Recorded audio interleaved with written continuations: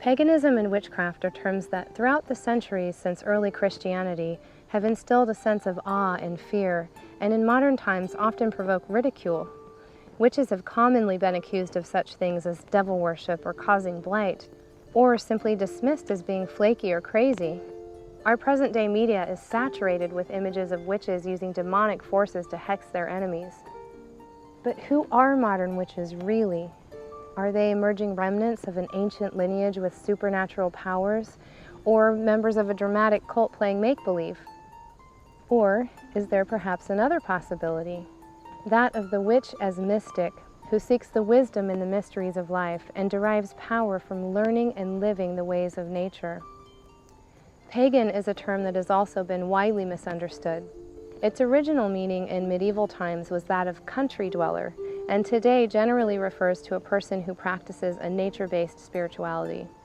Paganism is not a dogmatic religion seeking to convert or control the masses or exploit nature. The pagan path is simply a way of life that involves honoring and living in harmony with the natural world. Pagans experience nature as sacred and God as inherent within all living things, and as such, within each one of us lies the divine source and our own personal access to the spirit realms. I'm Reverend Devon Rachelle, a pagan and witch, among other things. I invite you to join me and some of my friends as we share with you a glimpse into our world and the real magic we create in every area of our lives. In this documentary, we will answer the aforementioned questions and seek to demystify the subject of paganism and witchcraft. We will visit with some well-known pagan leaders and experts and give you a taste of real rituals and spells from inside a private pagan festival celebrating the Celtic holiday Beltane. If you're watching this, then you already have an open mind. We invite you to also open your hearts as we share with you some powerful tools for relinking with spirit.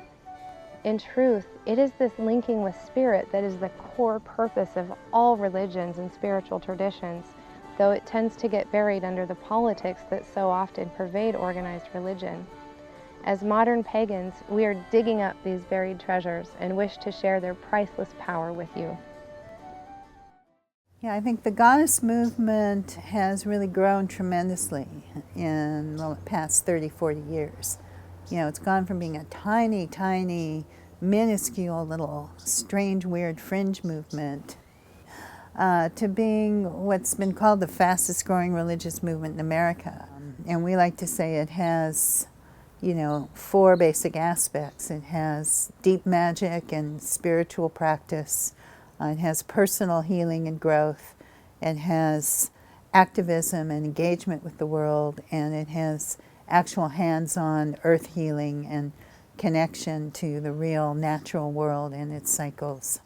Religion or spirituality and science, the process of observing what actually happens, documenting it, and then creating a cadre, a book of what works and what doesn't work and what you got to do to make it work and not. You know, like, don't drink the water from a stream that has black goop in it. You know, it becomes something you know, and so you put it down, it becomes the wisdom for those going forward. At a point in time, there became a division between spirituality and the process of what we might call the scientific method, but also the method that the shamans and everyone else use coming forward, observation and kind of fact-finding and dealing with things that are quantifiable.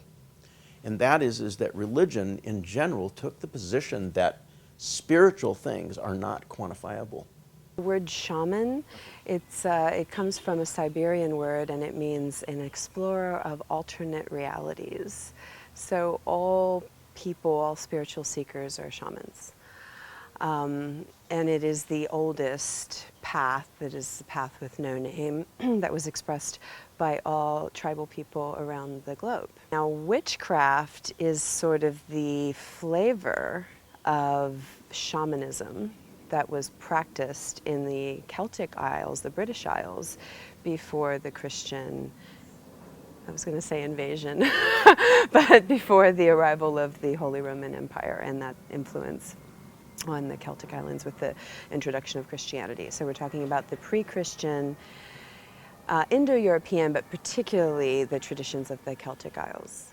What I love about my work as a witch and as a seer is when our beloveds transition to the invisible side, aka die.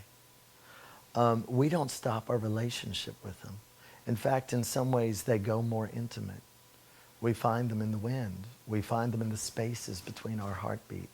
We find them alive and well within us, in our memories and in our blood when they are of our blood family. We continue to work with them and to honor them.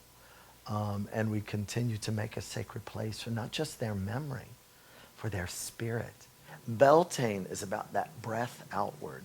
It's about the blossoming forth of sensuality, the sensuality of life. It's about the bursting forth of the light within the land, the light of life within creation. And our practices first start, the very first thing is the lighting of the ancestral fire, because all of us get here because of those who were before us. So one of the things that I really appreciate about the pagan circles that I've been in and that I'm in now as well are the just the freedom of oneself in your own body to be able to be how you are as you are. I feel like people feel so much pressure in the society to look a certain way, to be a certain weight, to be a certain type, body type. And what's beautiful about the pagan gatherings is that it's not necessarily sexual, but we can be nude around each other and feel comfortable in our own bodies and not be judged. One of the Wiccan laws is harm none, do as thy will.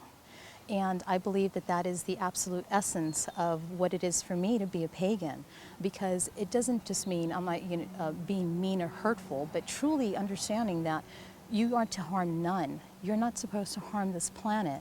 Your actions aren't supposed to harm people in other countries. So just being aware of the fact that there is a responsibility to everything that we do in life.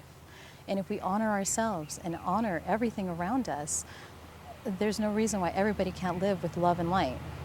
There's a lot of magic that I use on a daily basis. And a lot of it comes through making the mundane sacred, a sacred act.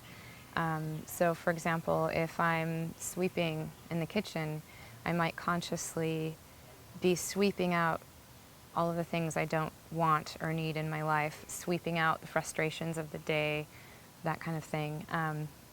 If I'm slicing an apple, it might be, I might decide to slice it in a certain number of slices that correlate with that number of parts of a wish that I'm working on or something like that. So there's lots of little ways throughout the day that I'm inspired to draw magic into mundane tasks. I think I first started being interested in witchcraft around in my teens, mid-teens, kind of as a way to, I guess in some way, rebel against my Catholic upbringing in a way, but I kind of found it to be a little bit more deeper and fulfilling than just that. I think it opened up the whole other kind of half of the world that was kind of closed off to me, because I felt very sort of religiously devoted at the time to Catholicism. I went to church, I was always kind of dragged to church, I went to Catholic school, but there was always sort of a limit to how deep I could feel a connection. But then when I started opening myself up to the possibility of, well, there's not only a God, but a goddess, and nature isn't just something that was created by God, but is also sacred in of itself, that sort of opened up all these other kind of sort of spiritual kind of byroads and channels that I could explore and kind of connect on a deeper level than just like, oh, well, the priest is mediating what's sacred, and it's more of having that direct touch personally with what is sacred.